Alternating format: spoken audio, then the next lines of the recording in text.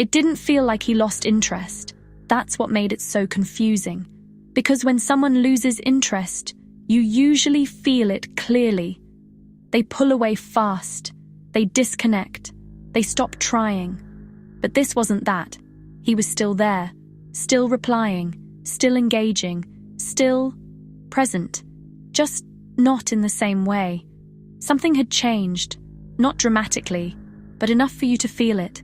The way he looked at you before felt open.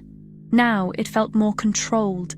The way he used to talk felt effortless. Now there was a slight hesitation. Not rejection, not distance in an obvious way. Just a subtle shift. And your body picked up on it immediately. Because when something real is there, you feel even the smallest changes, so you started wondering, what happened? And like most people in that position, you looked inward first. Did I say too much? Did I move too fast? Did I make it too real? Because it would almost make sense if it was something you did. At least then you could fix it, adjust, pull back, do something different. But the truth is, you didn't break anything. You just met him at a level he wasn't fully ready to stay in. Because everything felt fine until it started to feel deeper. Until the connection wasn't just something he enjoyed, but something he felt. And feeling something deeply isn't easy for everyone. At first, it's exciting. You meet someone, there's chemistry, there's connection, it flows, no pressure, no expectations, just two people enjoying what's happening. But then something shifts. The connection becomes more consistent, more meaningful, more real. And that's where it changes.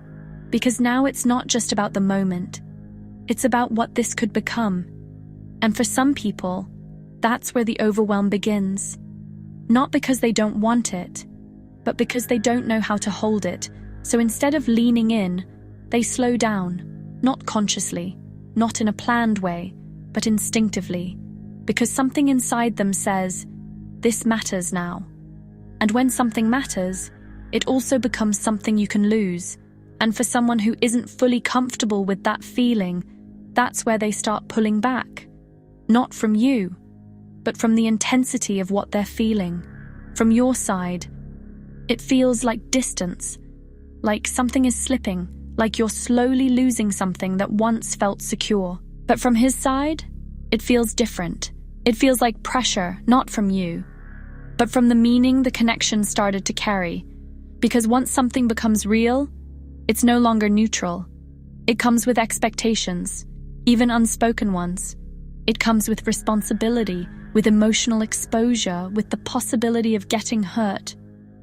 And if someone hasn't built the capacity to handle that, their system reacts. Not by ending things, but by creating space. Small adjustments at first, a bit less intensity, a bit more distance, a bit more control. And over time, that creates the shift you feel, the one that doesn't make sense. Because nothing bad happened, but everything feels different. That's because you're responding to the connection, while he's responding to the weight of the connection. You feel closer. He feels overwhelmed. And that difference changes everything. Because closeness, for you, feels like something to move toward. But for him, it starts to feel like something he needs to regulate, not reject.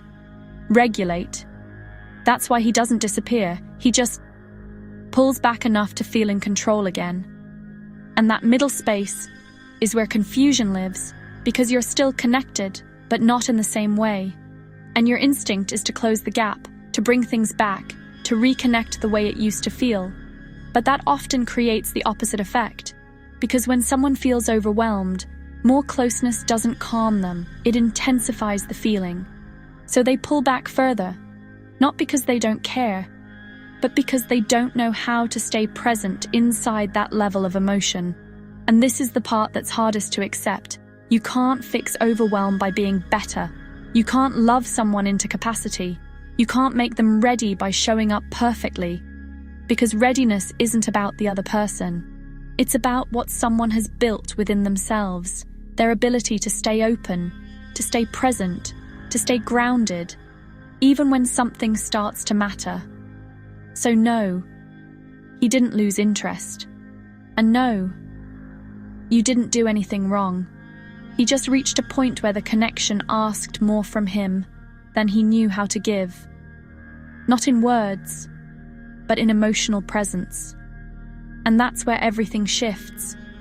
Not because something ended, but because something became too real to stay easy.